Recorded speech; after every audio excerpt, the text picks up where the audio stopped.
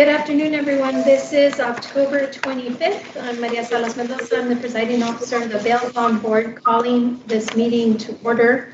Apologies to everyone. It's 12:06. I am in trial, but hopefully we can get to our business.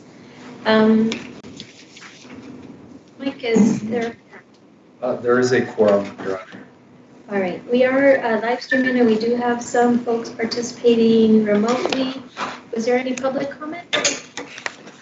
Good afternoon. This is Alexis Chief with County Administration. We do not have anybody speak via the public comment hotline. Thank you so much. Item number 3, discuss and or take action on the minutes of August 23rd, 2022. They were circulated. Has everyone had an opportunity to review? Motion to approve, Judge. Any Second. discussion? All in favor? Aye. Aye. Any opposed? All right, the minutes are approved. It appears that we have a little bit of lag with the folks remote. Is that? All right, so I'm gonna maybe wait a little bit and speak a little slowly because we have a little bit of lag with those of you participating remotely. Just keep that in mind. From the consent agenda, agenda item number 4, receive and discuss the monthly e-bonds report. Mr. Navarro. Thank you, Your Honor. Request was made a few months ago from the bail bond representative requesting that we include in our e-bond report a report on surety bonds, personal bonds, cash bonds. And so I've attached a spreadsheet on the all the bond activity, all bonds posted on inmates released from both the downtown detention facility and the jail annex, to include the fast track at the downtown detention facility. Does everybody have a copy of that spreadsheet? Do you go on? Pass this down to Mr. President.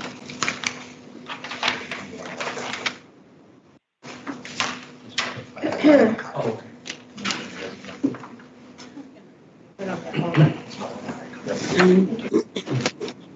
So this is taking a lot of work, Mike. Yes, that's correct, Your Honor. It's still work in progress, but I believe it's highly accurate. If you'd like, I can just briefly go across. And so I numbered the columns on top. Column 1 represents surety bonds posted at the Paso County Detention Facility, and these are non-electronic bail bonds. These are manual bail bonds that, for one reason or another, the data was incorrect in e-bond, so the bonding company posted that bond the old-fashioned way. They came to the jail with a paper bond and posted that bond. The second column, surety e-bonds posted, those are e-bonds transmitted from bail bond companies to the downtown detention facility. Column number 3, personal bonds. This information is from the Odyssey system. This is a report we can generate monthly.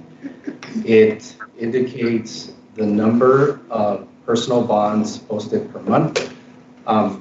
That's an estimate. We have a variance that pertains to bond settings and bonds actually posted. And so I've discussed this with Ms. Catherine Jones, and that's still work in progress, those numbers. But I believe that we're getting closer to being 100% accurate. Column number 4 are Class C bonds that rarely happen, but they do happen, and people bond out on Class C charges. Column number 5, state cash bonds. Those are individuals who post their own cash bonds, or a third party will post their bond for them, like mom or spouse post bond for junior or whoever. So that's a highly accurate number. Column number 6, surety bail bonds posted at the annex. That, like the information on column 1, are manual bail bonds. Those are non-e-bonds. And those are bonds that the bonding companies drove out to the jail annex and posted manually. Column number 7, these are e-bonds transmitted electronically to the jail annex. Column number 8, cash bonds posted by individuals or the inmate themselves. Column number 9 are personal bonds, PR bonds posted at the annex, and that number is generated off the Odyssey system. Column number 10 are personal bonds posted through Fast Track. I think that those numbers are understated, and we're checking on that. Same with column number 11. Those are state cash bonds posted through the Fast Track system. Total for the month, for the year ending through September is 11,821, but that does not include some other amounts that we're still putting together. For September, we're not finished with compiling the information for surety bonds and municipal bonds, cash bonds, so that's what we have. And Mike, on the personal bonds, are those straight personal, or could those also be double counted with a surety component? They could be both. So it includes those that might have a surety. Yeah, so you'd have a number in the surety bond column, and you'd have a number in the personal bond column. And I don't know how we could separate those out electronically, or put them together electronically. I don't think we track, but I think we need to figure out, and they look at Commissioner Dean, because these are the things, I think the request for this information was good, and I think valuable, and it's information that's helpful to have, not just for this board, but other folks in the county. But the reality is that this has taken a lot of work, and while it is, I think, a solid report, it's not 100%. So don't say like, well, Mike, last month you said 303 on this column. I mean, there's some things that could change, but the reality is that we're relying on the information that's entered in some of our, I guess in Odyssey. But for example, if we don't have a way of entering a bond that has both a PR bond component and a surety bond component, we will never be able to figure out if we're double counting on either. And we have instances where you'll find a variance, especially like towards the end of the month, where a bond is posted.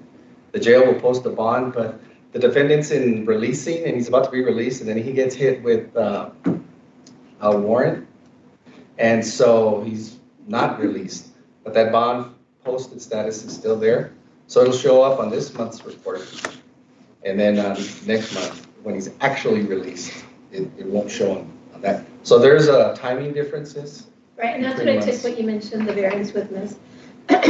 Jones, that there's a difference between the setting and the posting. So bond could be set, but it might not be posted at any particular time. Or it could be adjusted as well. Right. So, if I may ask a question, Go ahead, sir. as the report stands now, if we can't determine whether it's a split bond, a PRN and corporate surety, we're counting it right now as an individual bond for each in our column? Yes.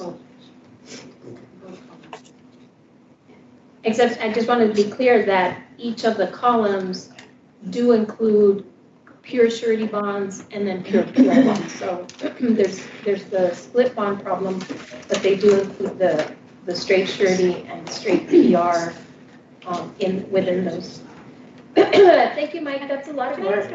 Real quick, so how common are the split bonds? Are we talking about the majority of the bonds are split bonds, or the majority are going to be pure PR or pure surety? Does anyone have a sense? I can tell you that I almost always do split bonds. It's exceptional when I grant a straight PR. That's more common than a straight surety, but it has to be, I mean, really someone with zero first offense. I think you're right, Judge. I think it could be 50-50, you know. Most of the time, 50% of them are probably split bonds. You think 50? And I think a majority is more split think because more than DWI cases, especially DWI cases, if they're a second or third, or if it's a 0.15 or more, it'll be a split bond because there's that PR component of the breathalyzer. I So think there's a it's, requirement. I think it's more. You would guess higher? Yeah, I mean, and I think sort of the variety we're getting here is because of the variety of the cases and the judges. So in the courts I've been in, some courts very rarely split one way or the other, or it tends to be all PR, or split. I would say that, so it'll be a surety, I guess, because they bond out before they get in front of the judge. Once you get in front of district or county court judge, usually you're going to have a PR component because their JMAG was the JMAG didn't feel good about a PR bond, so and they didn't bond out automatically. But anyway, so some courts are so different, right? So in one court it's 100% another way, one court it's another.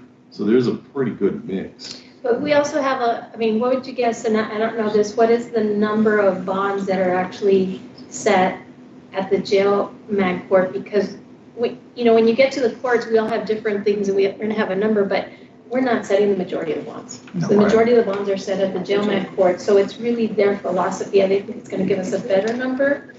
But I would say minimally it's 50%. I would have to say it's probably more. If you add the personal bonds from the El Paso County Detention Facility downtown and the personal bonds of the annex, we're almost gonna get the same amount as the total amount of surety bonds. That's why if you add the ones for the annex and the personal bonds at the downtown jail, we're pretty close to the. But it would be, I think it's an important But it's gonna number be hard to figure out the correct amount until. Yeah. we can separate the split bonds. Right. Because right now we're double counting both. So I was just gonna say, great job, Mike. I know we're getting there. I really appreciate this because I know it's not easy work pulling the numbers. But I guess we'll just tell the powers that be that this is information that's helpful to have, and it would be good if we can figure out a way to split out or to report the split bonds. That's a good question. Yes. So, Jerry, so you said that there may be a scenario where a defendant goes out on a straight surety bond, and then when he gets before the court may order a PR bond. Well, that is In addition to- relatively rare.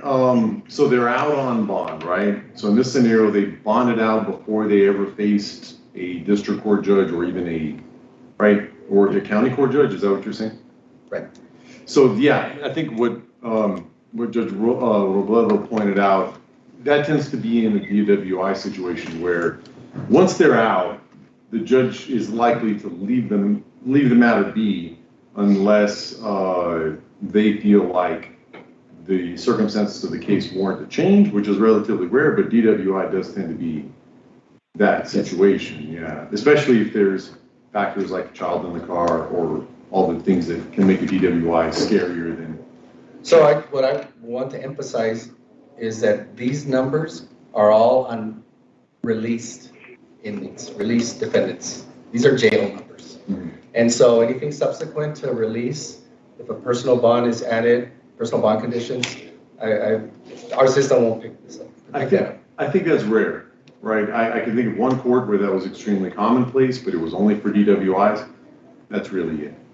Outside of that, if they're out, judge is going to leave them out, leave well enough alone. That's been my experience, and I've been in almost all the courts at this point. I mean, there are some, but I don't think it's a significant number of cases. And so what'll happen is sometimes a person is out on surety or PR, whatever it is, but they are relatively compliant with PR, surety bondsman's okay with them, but they picked up another offense, and in that case might get called in by the trial court. So the bond might change, but there's no way to pick that up, especially if they make that bond, whether it's an additional, adding PR or increasing surety, this report wouldn't pick up that bond. But again, not common, not real common. The bonds that we are rehearing at the trial court level are people who remain incarcerated and can't post that bond. So those are the ones we will hear. But thank you, Mike. Lots of work. Any information, I think, even if it's not perfect, and we're saying, I don't know if you want to put a big old disclaimer, I'm telling you it's not perfect, is helpful. I appreciate that. And responsive, because you asked for it. Yes. Well, yeah, I think it's a guide that could help, a lot of people, a lot of departments here in the county. And, we continue to see if we can have Mike figure out the split bond problem, and hopefully we can get it resolved. And honestly, I don't think it's Mike, because unless we want Mike spending his whole day looking at each one, it's really got to be at an entry point, right? So we can run a report that will, yeah. All right, anything else for Mr. Navarro? All right, moving on to the regular agenda item. Oh my goodness, number 5. I don't know how this got beyond me. We've been talking about it for months. Recognize Mr. Alberto de la Chica for his 40 years of experience and dedication as a licensed bondman in El Paso County. And had I remembered, I would dress better. Oh my goodness gracious, I was not expecting that.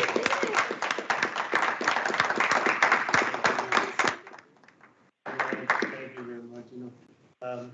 Along this journey of mine, the 40 years, I've met a lot of people. I've met a lot of chairmen of the boards in the bail bond business. I've met a lot of judges, district clerks, county commissioners, and judges, and public defenders. Everybody had something, very knowledgeable to teach me, and I learned along the way that it's always good to know a lot of people. But I certainly appreciate it. I'm very, very, very honored to have been honored for this award, and I really, really thank you all very much. Thank you. Congratulations. I'm very, very, very. Oh, sure, and actually, even though I'm not dressed well, I really want a picture. It says Certificate of Achievement in recognition of his 40 years as a licensed bail bondsman in El Paso County, Texas, and for having a reputation for honesty, truthfulness, fair dealing, and competency. The El Paso County Bail Bond Board presents a Certificate of Achievement to Alberto J. de la Chica Jr., October 1982 to October 22. I get the privilege of signing that with Mr. Navarro. I saw the certificate, but I didn't see the framing. That's beautiful. Beautiful, you. beautiful. Okay, we're gonna do a picture. Oh, we'll do a picture. Thank Okay, you. cool. Cover my horrible sweater.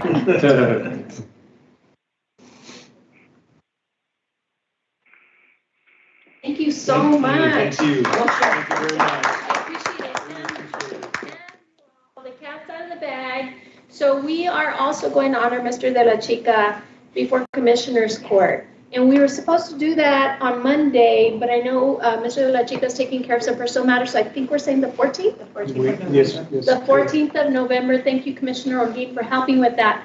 But I also want to say that not only is it in recognition of his years of service, but really for representing the bonding industry just so well. And when we look to the industry that people always want to criticize and stuff, I think that you really have represented them so well. And all those words we picked carefully. And so I hope y'all will join us. We'll send a reminder because really it is Thank you very much. amazing work. I Thank agree. you so much. Yes, absolutely. All right, item number 6.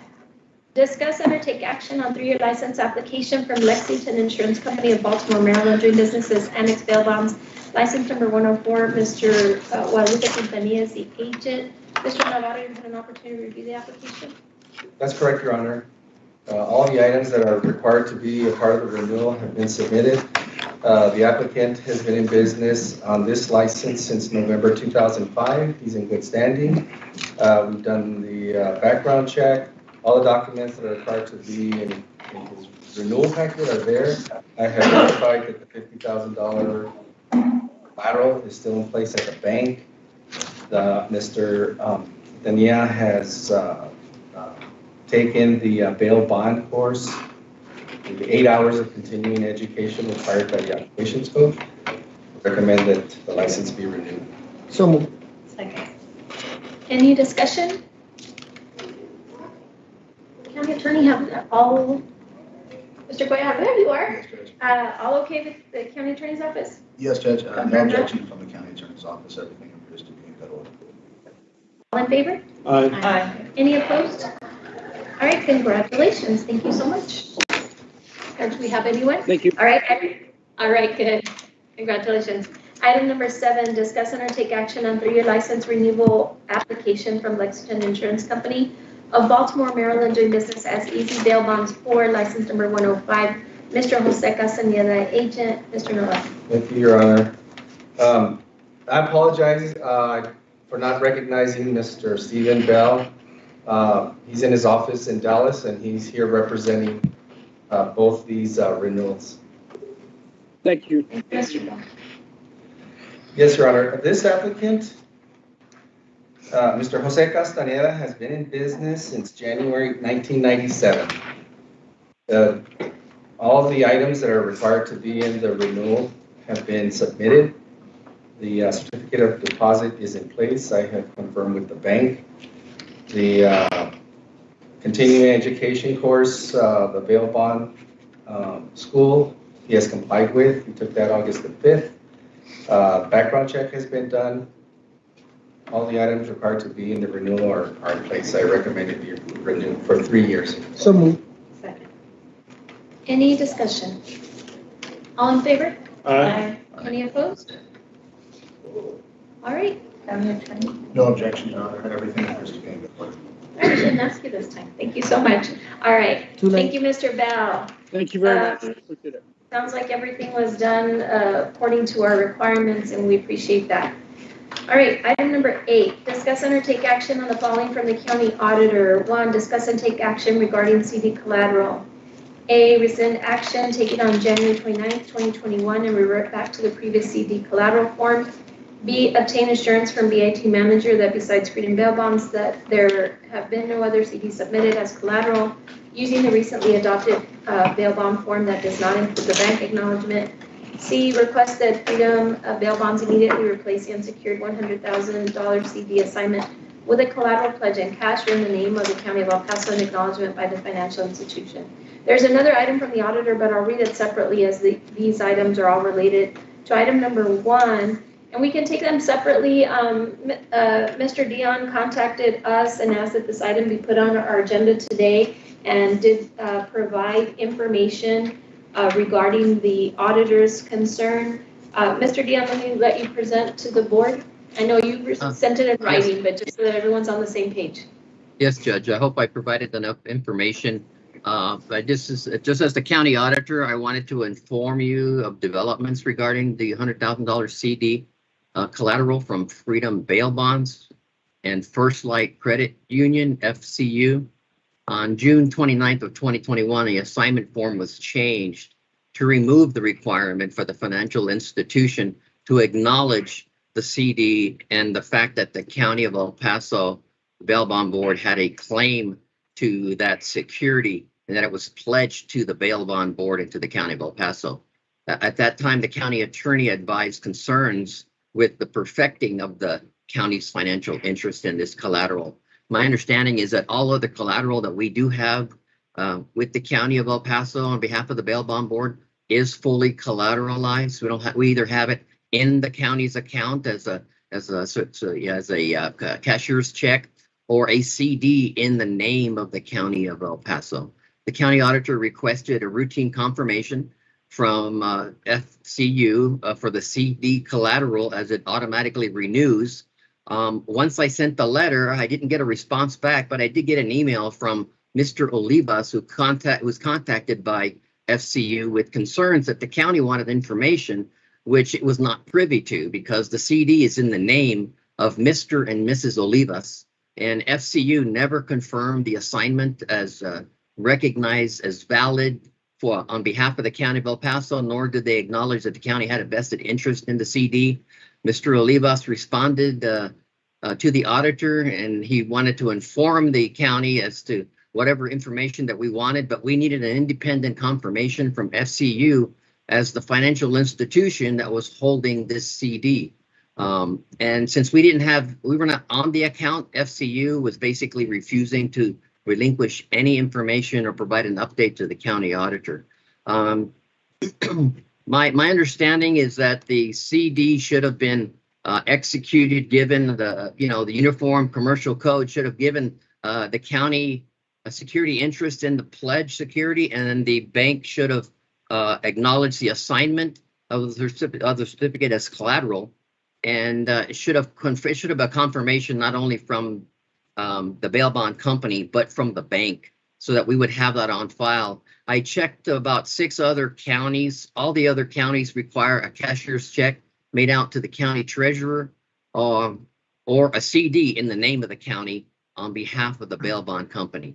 So based on the information that I have right now, it appears that this collateral that we currently have is no longer acceptable, and it's been utilized since 2021 to calculate the bonding capacity of this company. So it's really, as a bail bond board member and as the county auditor, I'm supposed to be watching out for the financial interests of the county, and all other collateral that we have is fully pledged to the county, is secure. And this is the only one that's coming out because of the way we changed the form. So my understanding is that we need to readdress, the board needs to make a reconsideration to make sure that the county is covered with regards to freedom bail bonds in the event that there's a default on a judgment nisi. It has not happened yet, but at the same time, I was concerned that this collateral, which is deemed unacceptable now, has been utilized in determining the bonding ability of freedom bail bonds.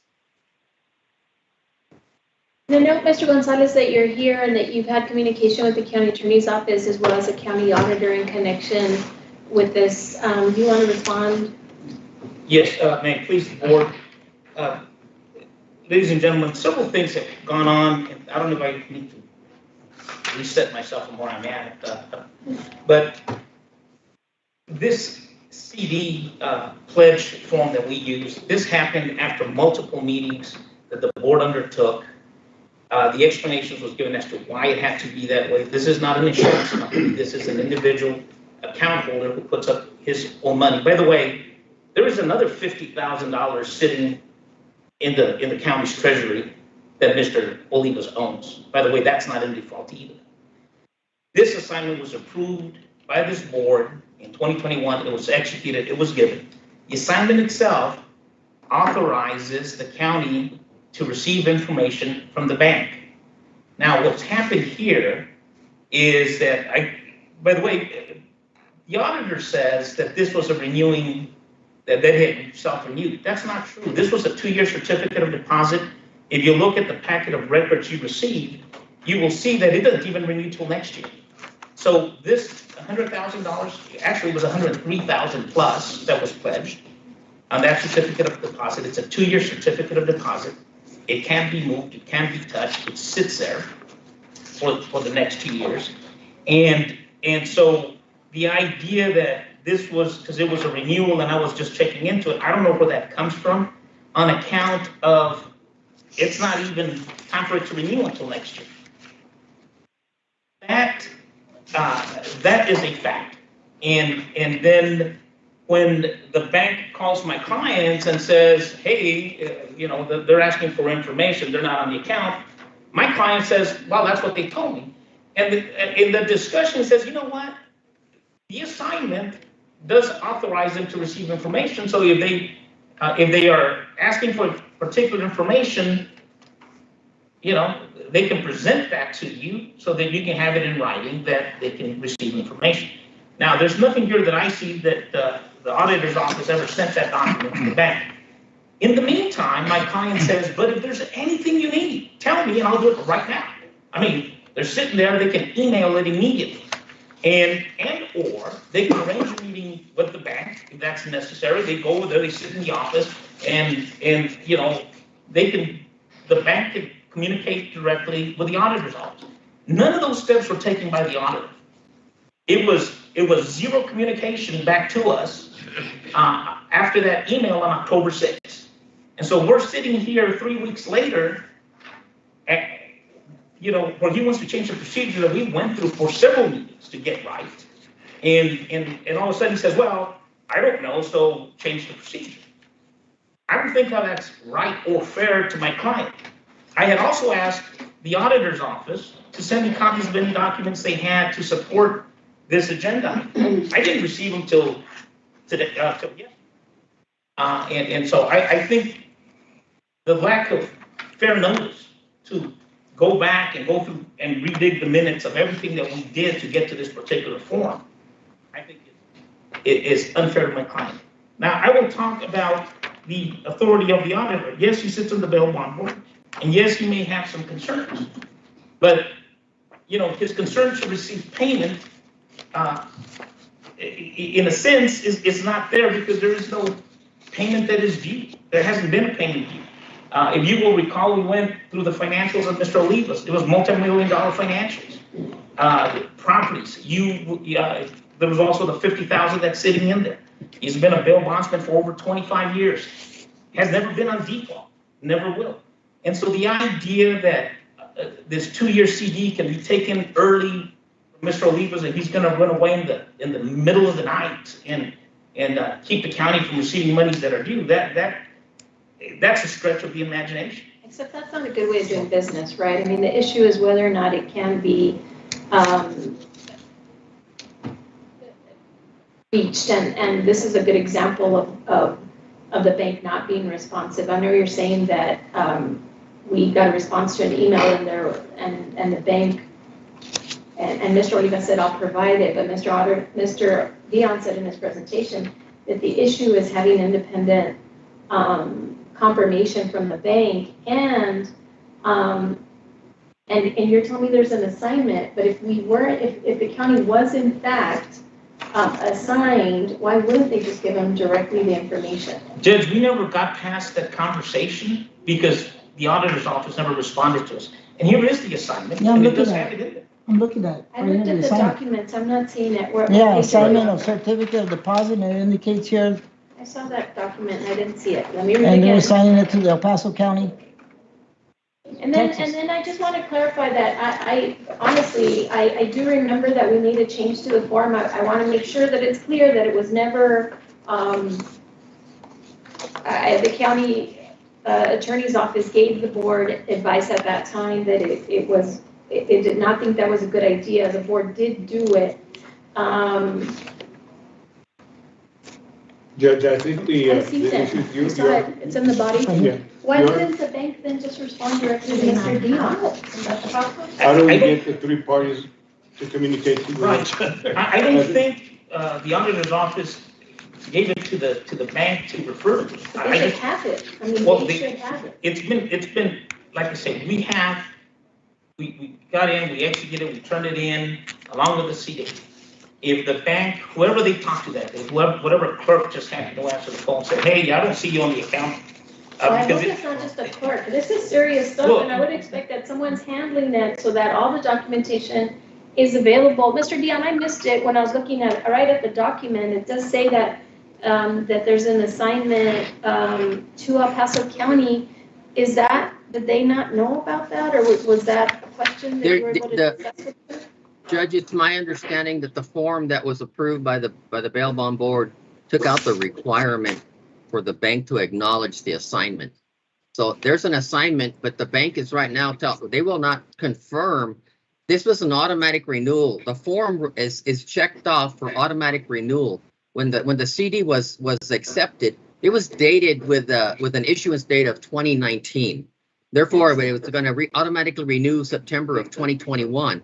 We just asked the bank to confirm the automatic renewal of the CD, and they tell me, you're not on the account. We can't provide any information. Mr. Olivas communicates to me. I'm not communicating with Mr. Olivas because I need to communicate with the financial institution who's supposed to be basically holding the collateral on behalf of the county. And they're telling me it's not yours, county. It's in Mr. and Mrs. Olivas's name, and they have nothing that they've acknowledged that the county has a claim. It's not a matter of whether we currently have a claim against the county. I can tell you that we do not have any other collateral on file right now that the county cannot claim against. This is the only one that has come up right now, which if there was a judgment nisi right now, my understanding is based on the lack of commitment or confirmation from the bank, we could not collect on that judgment. It's I not a don't- matter of whether we have or Beyond not. that, it's also the amount used to allow the bonding, right? Exactly. But I don't think that the Olivas could move it either. But it Before could this- if the bank doesn't have this Why assignment do because you it email it sounds to them? Why like. do you send this over to them? This is an assignment of certificate of deposit. You send this over to them and they're hooked. I don't understand why we're here. This is clearly signed by the parties involved here. It's an assignment of certificate and it's specifically to the El Paso County, Texas. I don't And understand.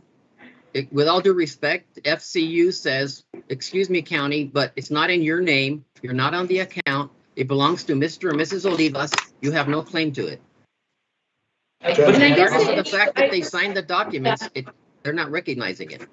Well, and then I guess, Mr. Dion, the other issue to bring to the board is the fact that the acceptance or acknowledgement by the bank was specifically what we removed from our Form in 21, Yes, ma'am. right? Okay, Mr. Goya, do you want to say something? Yes, sir. Yes, Alex Gued for the county attorney.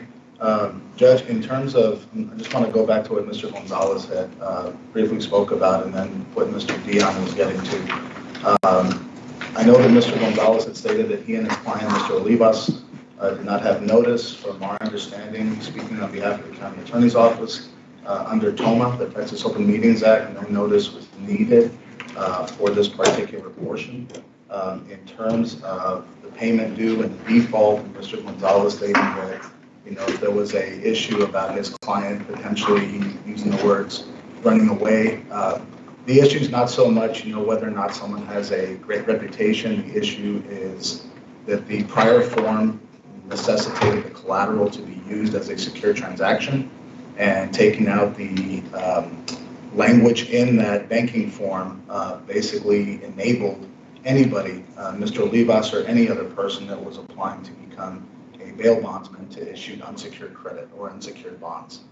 In which case, Mr. Dion, being the chief county auditor for El Paso County, would not be entitled or able to secure those funds if the collateral was needed. So it's not just Mr. Olivas, but it's a more overarching thing, an issue that the county attorney had addressed prior to an opinion, but at that time the board had decided to take away that language. But part of my recollection of the reasoning behind the board's decision is that the banks were refusing to sign off on it. That it was something about the Mr. Olivas and folks similarly situated were being essentially unable to go to the bank of their choosing because the banks were refusing to sign off on that form, and we didn't think that was fair. And that was, I think, what persuaded us to change our form.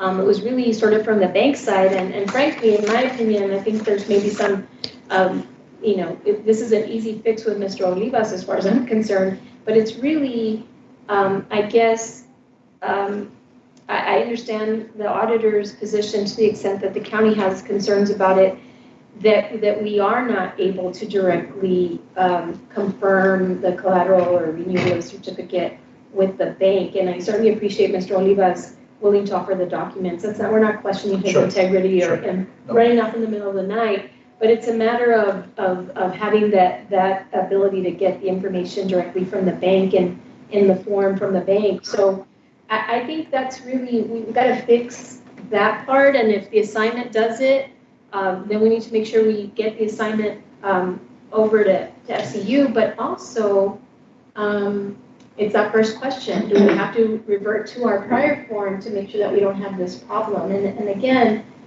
Mr. Olivas is the item we have on the agenda, but it's really more about how we do business with those third parties. I mean, we're not, I want to be clear, not suggesting an issue with Mr. Olivas, or, I mean, in fact, the board wanted to allow him to go to FCU. We changed that because we didn't think it was okay that he not be able to go to the bank of his choosing. If I remember correctly, he was forced to go to banks outside of El Paso. Yep. We didn't think that was a good thing. Right. And so no one's taking issue with Mr. Olivas and the choices. And in fact, I remember the reason the bail bond board made those decisions, but here's a perfect example about why we run into these problems and maybe needing to revisit that form.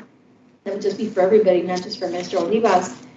And then Mr. Lechica said 10 minutes ago, they just need to get together and fix this problem. That doesn't resolve all the issues for the board.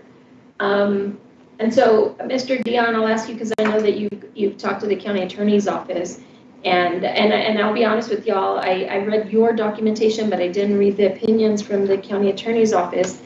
There is no other way to resolve this sort of gap between the county's security and the bank and the deposit, unless we change the form,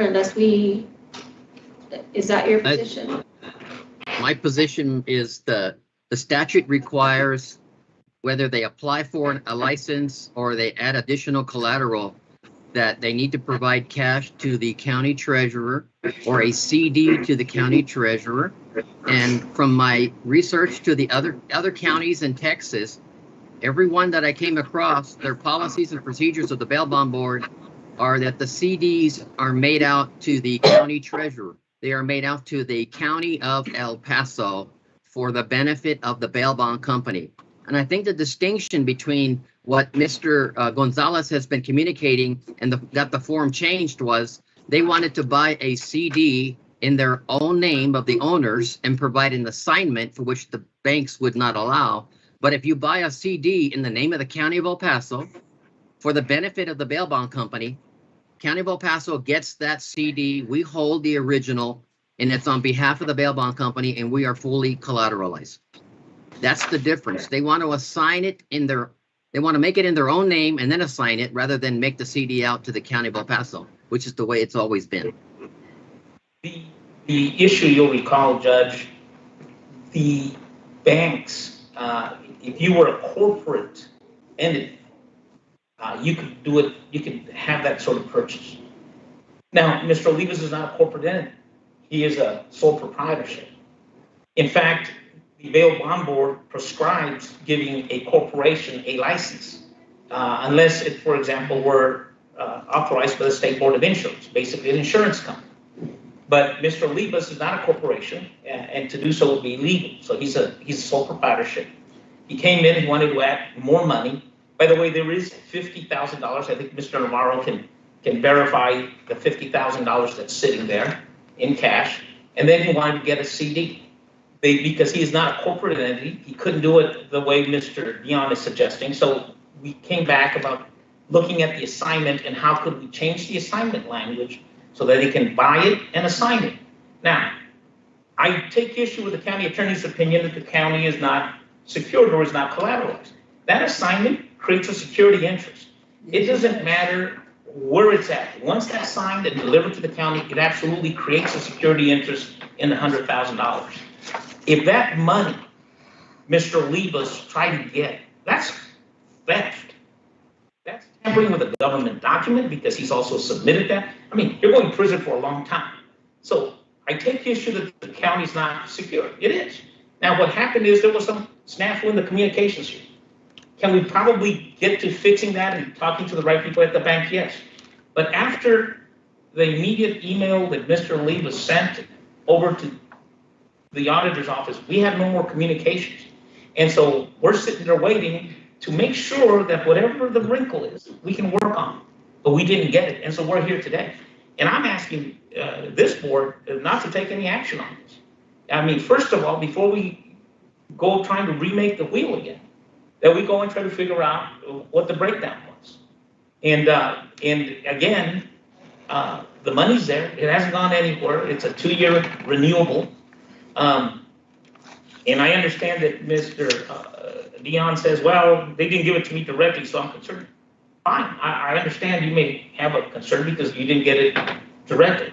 That doesn't mean the country's not, or the county's not collateralized. It absolutely is. And so I'm asking this board not to take any action on this. Let's just figure out. There may be an easy fix without having to change it again. We went through a lot of trouble to get this done, to be able to keep the money locally from a sole proprietorship. And this is where we're at. Judge, if I may,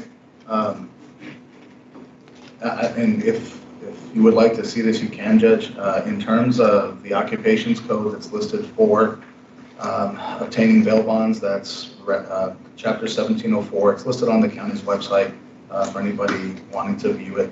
But in terms of it being a corporation, and I might not be understanding Mr. Gonzalez, and maybe that's my fault, but in terms of it being a corporation or an individual, it does not have to be a corporation, Judge. He does not have to be licensed as certain. I think that's Mr. Dion's point, is if the court or if the bond, if the bail bond board looks at the documents provided, the only two names that are listed on those documents are Cheryl Olivas and Pascual Olivas individually. There is no assignment to the county. The county is not a secured party under that assignment. Therefore, the county could not get to those funds if it needed to, based upon any defaults from Mr. Olivas acting as his bail bonds company. But in terms of reverting back to the prior form, and of course, this is our opinion from the county attorney's office. This is not something that the bail bond board has to adopt, but to revert back to how it was prior to July of 2021, that would enable any future people applying for or trying to get a bail bond license to ensure that the county is listed as a secured party so that they can go after that collateral if needed. The Attorney General has spoken ably and amply on the issue of corporations being sureties. The only way a corporation can act as a surety is if they are licensed by the State Board of Insurance. And Judge, basically an insurance company. Judge, I believe we're getting outside the scope at this time. Well, no, I want to correct that. Well, that is why my client is not. Mr. Gonzalez, I'm trying to abide by the Texas Open Meetings Act. If we're beyond the scope of a certain provision, I need to let the bail bond board know that. But it's up to the board and to I guess, continue yeah, the Mr. conversation. Gonzalez, I think you said the opposite, but let me ask this. I mean, I think there's a couple of things. One is, Mr. Dion, you have to tell me why B is in here. If you're telling me this is the only surety that we have this issue with, and I'm not sure what B is about, but before you respond to that, one, I wonder if it makes sense to give the parties another month to figure this out, because I do think that there is a problem. And the problem is that if we like this assignment, we're all looking at it, we think it looks good, but it looks like the bank is not aware of it because the bank is not communicating directly with El Paso County. El Paso County, I think, I understand why there's a sense that they're not fully collateralized and not secure, because the bank is not saying you have a right in this. But in addition, if I remember correctly, that even if this assignment gets filed and recognized by the bank, one of the issues that we discussed before was that Mr. Olivas and Ms. Olivas could change it. You know, they have this assignment today, but they could change it tomorrow. We've already heard this, about they can't do that, they'll go to jail on time. Assignment is strictly voluntary. They could change that assignment. So I think it's problematic from that perspective. But I think that maybe we need to see why the bank is acting like it doesn't know that there's this assignment, because maybe it doesn't. Maybe it wasn't filed. But to me, it seems like that should satisfy the issue. And then that would, if the answer is no, then we do need to revisit the form, and then we'd get to C, which is request that the we go back to having a CD that is in cash or in the name of El Paso County. But I'm kind of willing to maybe give the parties, because I do think, and by the way, I only halfway saw some of the emails, and they've been somewhat recent. I mean, this has not been sitting around for 2 months without action, and I know that, and Mr. Gonzalez, it's about just fairness, right? To have an opportunity to respond. It's not a legal notice. It's just, I just responded. So unless, Mr. Dion, you're telling me that something's happening tomorrow and there's fire coming, or can we give it a month so that we can figure out if we can get this assignment accepted, if that's going to be satisfactory in terms of you and the county being able to get the information directly from the bank, and knowing that we're have an interest in that deposit? Judge, it's been since July of 2021, so I think it's not unreasonable to allow additional time. I can tell you, I just want to clarify a few things. The Uniform Commercial Code, the premise behind that is when you get a secured interest, you have possession. We have no possession to this collateral. When the issue came before the board, the Freedom Bail Bonds had the money deposited with the county treasurer. It was in the county's account making interest, which was ridiculously low, close to zero. And I understand they wanted to make more interest. Right now, the county of El Paso is getting almost 3% interest with all the Fed increases, which is probably higher than most CDs you can get. And if the bank's rules are with collateral, if you go borrow money from the bank, you have a CD and you have to give it to them as collateral because you're borrowing the money rather than spending it. They have no problem because they have possession of your CD and you can't withdraw it without their permission. Same concept with the bail bond board. The law says under 1704.159 that the funds come to the county treasurer in a cashier's check or a CD delivered to the county treasurer. That means the intent is that the county have possession of the collateral, which provides a perfectly secured collateral transaction. So 30 days to rectify it. There's a lot of options. They give us a cashier's check. We could invest it. They'd be making 3%, or they give a CD in the name of the county of El Paso. I'm open to what the board's decision is, but this collateral needs to be rectified. And right now it's unsecure. And if we had a judgment next week come out that we didn't know about, I think you'd be hard pressed to try to recover on it. That last part you say that's really kind of what happens, but I'm not as concerned about that reality, right? And Mr. Yes. Gonzalez says there's 50,000 in the county, but I am concerned about whether it's good business, and then also because we use those amounts to determine how much bond writing can be done. I mean, that I think is important, and there's that to me seems a greater issue. But when you say this has been pending since 21, you mean in your mind you weren't unhappy with what we did in June of 21, and it's been on your mind, or have there been communication since then? Because I only saw what seems recent. It was on my mind because when I looked at I wasn't at the meeting at the time. I did go back and I listened to the whole meeting, but the concern was that it was still in the name of those individuals. And the document specifically says, as the bank, we will pay out up to the full amount to either one of the owners, which is only Mr. or Mrs. Olivas. And so since it was so wide open and they had access to pull it at any point in time without notice to the county of El Paso, and without us knowing that it's pledged to somebody else. I'm not suggesting that they've done anything wrong.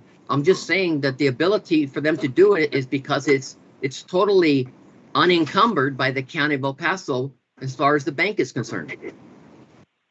I understand, and I guess I just want to be clear then, so that the board is clear. The county's been unhappy with us for a year and something. Didn't like the action, and it's kind of been there, but there has not been any recent, I know maybe you had requested the county attorney opinions, and I just want to be clear with my members, I was not aware that this was brewing as an issue, and so when I say, it seems recent to me, and I share in Mr. Gonzalez's, sense of frustration, because I was not aware that it's been a brewing issue since that decision of the bail bond board. I mean, this seems fairly recent to me.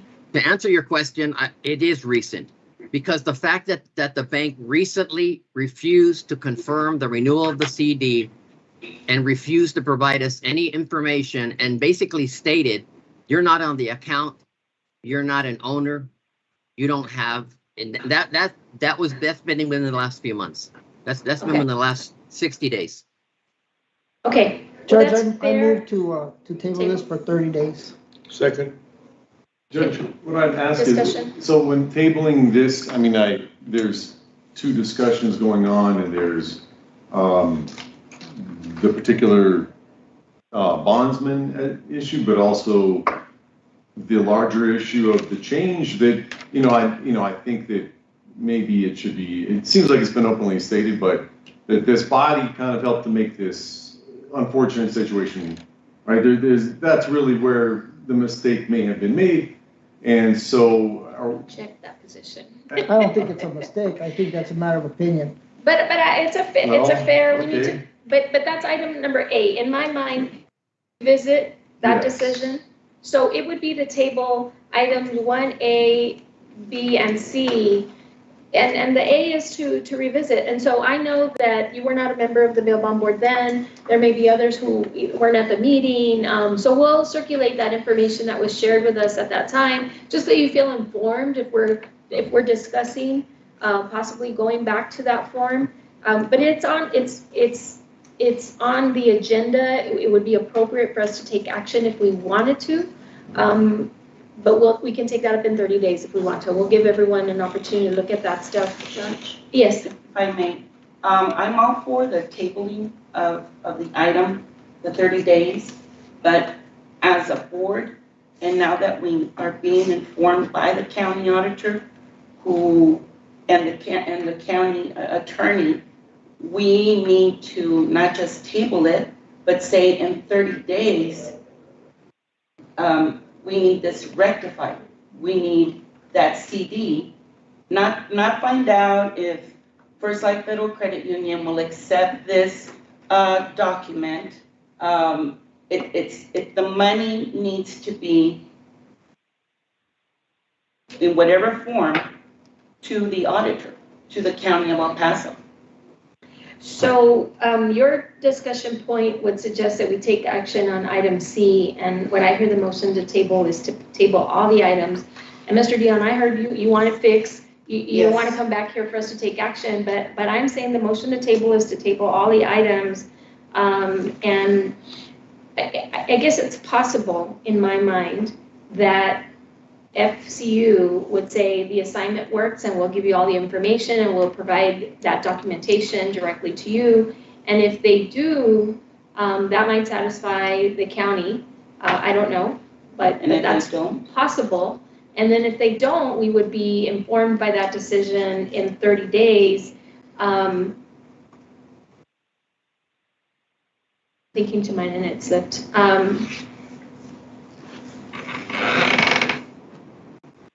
I don't remember. So anyway, I have a motion to table on discussion, and I do just want to ask if Mr. Dion is part of this discussion. I'm tabling all of 1. I take the table as all of item 1. Yes, Ben? I don't understand item B. What is that about? My concern, the concern was whether there were any other companies that have used that form in providing collateral to the county. And after it was submitted, I think that Freedom Bail Bonds is the only company. Mike can verify that. That's correct. I think you can, because there's only very few other companies that are property individual licensees. I think one of them is maybe Amigo Bail Bonds, Mike, and probably Morrow Bail Bonds might be something that you might look into, but that I can recall, those are the only 2 other property writers that I know of. I'll leave it in. I mean, it sounds like that's been resolved, but in the event if something else comes up. So any other discussion? No. All in favor? Aye. Any opposed? All right. Item number 2, Mr. Dion, receive an informational update from the county auditor relating to failed web payment settlements for bail bond fee transactions. Yes, Judge, I have a member of staff here to do some explanation. We have web payments through the jail when individuals are bonded out, and my understanding is with those payments through a credit card company, they have identified some kind of an issue with the system when people are bailing out between 12 midnight and 3 in the morning. The transaction occurs, the information gets posted in Odyssey, but the transaction never settles and the county has not been receiving those funds. These are $15 fees. And so in the process of reconciling the information by the county auditor's office, we identified that some of those amounts, for whatever reason, were not settling in the credit card company. We've been working with the credit card company and IT to try to identify them, but there's about $1,770 worth of payments made by various bail bond companies for which they they paid their fee, or they thought they paid their fee, but their accounts never got charged. So we wanted to advise you, and we're going to advise the bail bond companies that we will be submitting information to them, very detailed, so that they can validate the transaction number, whatever, to show that they were not actually charged for the $15 fee, so that the county can recoup it. Our concern is that we collected on behalf of the state of Texas, and since we are collecting it and reporting it in our financials, we're obligated to collect that money. Otherwise, the county of El Paso would be liable for paying that. So it was just an FYI, and I have Rick Gabaldon on the line in case he needs to provide any additional information if anybody has any questions. Well, I am very confident that our bail bondsmen are going to pay those fees. I mean, if they know that they're due and there's just been a glitch, is there something we can do to prevent that in the future? Like, that we're still happening. Trying to identify the problem. IT has been looking into it. The credit card company is looking into it. And the fact that they're all $15 transactions, you really have to really look through the details to make sure that you identify which bail bond company it was by the time and the number. But they're currently still trying to identify what the hiccup in the system is that's causing it. But it's a 3-hour window that it seems like it's happening. We don't know if the system's doing an update somewhere, whether it's IT or if the credit card company implemented some new security measures, but we're on top of it, and we'll be notifying the bail bond companies. So we just wanted to make sure that we're all on the same page. You understand what's happening here. We're not going to tell anybody they owe anything without giving them the documentation, and we're just trying to make sure that we settle those accounts so we can pay the state, because we'll be paying the state, and then we'll have to reimburse ourselves. right? Yes, go ahead. So I just want to say that this happens in the e-bond system. So when the e-bond system was set up, it's set up in such a way that when Mr. La Chica transmits a bond to the jail annex or the downtown detention facility, he has to pay a posting fee that's required by the state, $15 posting fee. So he cannot progress through the e-bond process without paying that fee. So once that fee through his credit card company gets paid, it opens like a little gate, and then the e-bond makes its way to the next level. And there's like 3 different levels, because it triggers a power of attorney certificate from the insurance company, and then it imports data from Odyssey. So what Mr. Dion is saying is absolutely correct. Between the hours of 1 and 3 or 4 in the morning, some of these payments, Mr. La Chica believes that his credit card is being charged because he gets a confirmation number, but that money's not hitting our bank. So we don't know it's a mystery why that's not happening. It's your fault. It's not even you guys' fault. Well, Have we been able to fix that 1 in the morning to 3 in the morning situation with the credit card company, or is it still happening as we speak? Mr. Dion, were you able to hear the question? I'm sorry. What was the question again, Judge? Is whether you've been able to fix it, or is it still happening as we speak? No, my understanding is that the problem is still occurring. And at this point, since we identified it through the reconciliation process, I'm not sure how close we are. Maybe Rick Gabaldon can kind of give us some information on that. But I know IT is working on it, because in all of this, we changed credit card companies.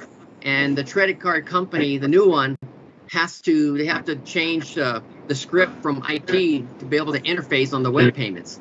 So since that's not ready, we're still using the old credit card company to do these transactions, BPS.